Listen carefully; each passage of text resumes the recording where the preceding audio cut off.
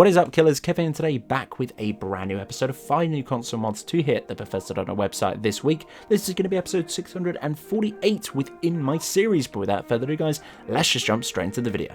Kingsguard Armor GOT. This one is coming at 41.9 megabytes of a download. Adds the iconic Kingsguard's armor from Game of Thrones. This particular armor is going to be equal to glass armor in values and within crafting too. Also includes the main chest piece, boots, gloves, helmet, and the shield, both for male and for females. Beast races are not supported yet due to the shaping of the helmet, but I'm pretty sure everything else will be compatible with the body type. Crafted at the forge under the glass smithing, and this will require the glass smithing perk too, and it's considered light armor. So for anyone that's out there who is a massive Game of Thrones fan, I know sadly it has ended, and if you haven't watched it, I suggest you watch it. This particular armor is out there for you guys to enjoy. The models, meshes, and textures look on point. Guys, this is a great set of armor and a new addition to the collection of Game of Thrones mods out there. IA92's Werewolf Reskinned, coming in at 2.4 megabytes of a download. This is the mod author's first reskin mod for the werewolf form, and also will affect the werewolf NPCs within the game. The new skin will replace your vanilla werewolf textures, and with new to much realistic where the beast can be found. This one is kind of based off a D&D project. I'm not too sure what the ins and outs of it. It's more look like an accurate humanoid that has been prior to concept art on the internet, and just in general, as I said before, to the D&D world. This honestly is a very nice new lick of fresh paint to the werewolf within the game. We've seen a ton of other different werewolf mods out there, and honestly I think IA92 is definitely onto a good one with these reskins for the NPCs within the game. Heroes of Skyrim, coming in at 11.4 kilobytes of a download, available for all console platforms such as Xbox One and PlayStation 4. This mod completely removes the base Stormcloak armor set from the game and replaces it with the Nordic curved armor.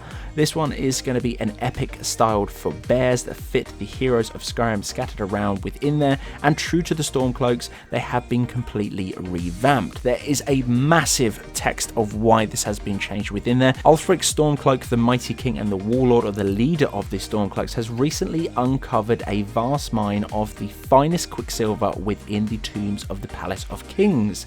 The splits of the Nordic ancestors spoke to him within the tomb, offering him the legendary ore in order to forge armor to outfit the greatest warriors who fight for Skyrim's independence. This particular armor is really nice indeed. We love seeing the Nordic carved armor within the game. Honestly, it's great.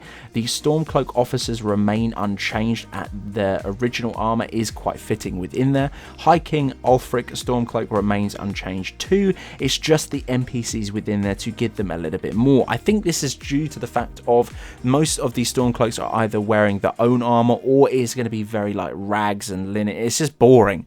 Why not change it up for this particular one? Do not worry though, the increased stats of all Imperial armor sets of this one have been raised to almost be balanced for a more even fight. Replace the high shield, hide helmet, scaled boots, helmets and gauntlets with this particular mod. Honestly, it's very nice indeed. This is going to take effect as soon as you start a new game or jump back into an original save. Echelon, coming in at 1.8 megabytes of a download. This is going to be a port from the hospitals.Com from the most iconic weapon artist out there. It's going to be Billyroo. This one is going to be available at the Forge. It's going to be under the steelsmithing category, and you will need the steelsmithing perk to create this, and it is going to be 2K'd textures, which definitely can be shown not only within this particular footage, but obviously once you get it within game, you'll know exactly what I mean.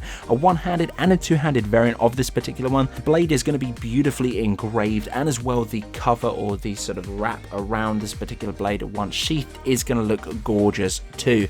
Guys, this is a beautiful lore-friendly weapon to be added within the game for only 1.8 megabytes of a download.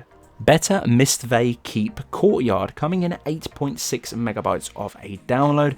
The Mistveil Keep is quite boring, so the mod author has shrubified it with new floral decor furniture and a handful of new lights that have been scattered around the fountain to give it more of a beautiful royal feel around the courtyard. Only seems to be fitting within this area due to the fact of where it's going to be plonked and located. It is purely going to be aesthetics on the outside, guys, for this particular mod. 8.6 megabytes isn't too bad. My personal preference is get it if your favorite place is going to be Riften. Mine, as we all know, and I've said many times, is going to be Whiterun. But if you do like Riften or just want to add a little bit more spice to this particular keep in the Courtyard, then this definitely is going to be a great new addition to your collection of Riften mods. So guys, that's the end of this episode. This has been episode 648 within my series. Guys, if you did enjoy it, I'd very much appreciate a like on the video. It does help me out an awful lot. If you're new around it too, why not consider clicking that subscribe button? Right next to it as well is going to be a bell icon. If you click that, you will get a notification for every single time I post a video like this, which basically means you're up to date with all of the latest console mods for Skyrim. But until the next one, guys, this has been Killerkev here, and Killerkev out.